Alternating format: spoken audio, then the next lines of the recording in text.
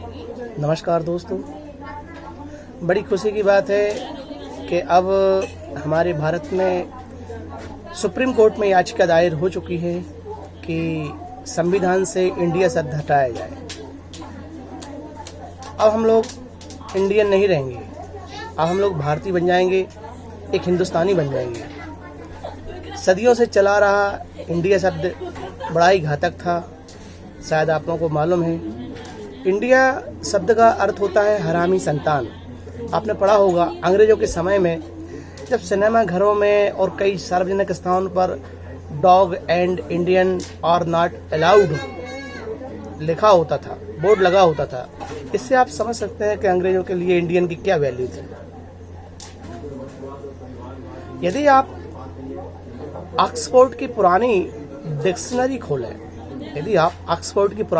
खोलें, उसमें page number 779 पर लिखा है इंडियन, जिसका मतलब है old fashion and criminal peoples, अर्थात पिछड़े और घिसे पिटे विचारों वाले अपराधी लोग। इतना तो आपको मालूम होगा।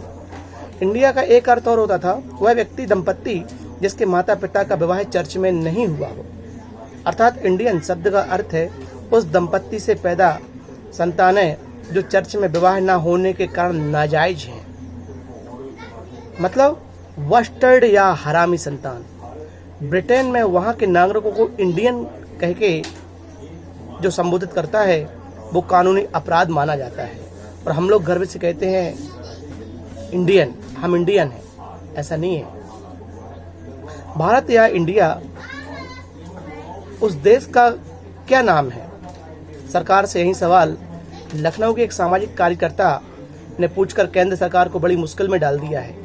सूचना के अधिकार के तहत ITI के तहत उसने पूछा है कि सरकारी तौर पर भारत का नाम क्या है, बता सकते क्या? उसने BBC को बताया, इस बारे में हमारे बीच काफ़ी असमंजस है। बच्चे पूछते हैं कि जापान का एक नाम है, चीन का एक नाम है, लेकिन हमारे भारत के दो नाम क्यों हैं? उनके सवाल जो सरकारी दफ्तरों में हलचल मचा दी है, क्योंकि सरकार के पास फिलहाल इसका कोई जवाब नहीं है। इसको अपन मान सकते हैं। सरकार ने कह दिया है कि याचिकाएं लगी हैं, उस पर सुनवाई चल रही है और 2 तारीख को उसकी सुनवाई भी होगी। जवाब में आवेदक चाहता है कि हमें सबूत चाहिए किसने और कब इस देश का नाम इंडिया रखा, या भारत को इंडिया कहने का फैसला कब किसके द्वारा लिया गया। प्रधानमंत्री कार्यालय में इसका जवाब मिला है, जिसमें कहा गया है कि उनके आवेदन को गृह मंत्रालय भेज दिया गया है।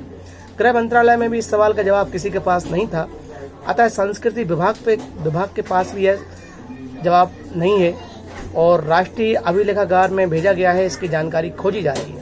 राष्ट्रीय अभिलेखागार 300 वर्षों के सरकारी दस्तावेज का एक संग्रह है। वहाँ के एक अधिकारी ने बताया कि हम इसका जवाब ढूंढ रहे हैं और जवाब बहुत शीघ्र ही भेजा जाएगा। भारतीय संविधान की प्रस्तावना में लिखा है India that is Bharat.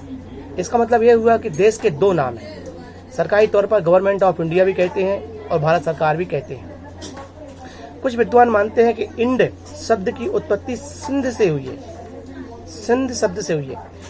End से इंडिया बना, किंतु यह विचार गलत है, क्योंकि जिन स्थानों पर सिंध नदी थी ही नहीं, वहाँ के निवासियों को भी तो अंग्रेज इंड शब्द का प्रयोग करते थे। जैसे अमेरिका के मूल निवासियों को रेड इंडियन कहा जाता था, अथवा Indochine, Indonesia, West Indies, east Indies आदि शब्दों का प्रयोग सिंधु से तो कोई लेना देना नहीं है ना। अर्थात इंडियन शब्द 100% गुलामी का प्रतीक है, नफरत भरा शब्द है, क्योंकि जो लोग ईसाई चर्चों की मान्यता के अनुसार विवाह नहीं करते थे उन्हें इंडियन कहा जाता था। इसलिए प्यारे दोस्तों, अब हम लोग इंडियन शब्द का प्रयोग नहीं करेंगे। अगर हमको शब्द का प्रयोग करना है भारत के लिए, भारत कहें। हम हिंदुस्तानी हैं, भारतवर्ष है हमारा प्यारा भारतवर्ष। हम इंडियन नहीं कहेंगे। गर्व से कहो हम भारतीय हैं। जय हिंद, जय भारत। इसका फैसला बहुत जल्दी हो जाएगा और संविधान से इंडिया शब्द लगता है हमेशा के लिए हट जाएगा।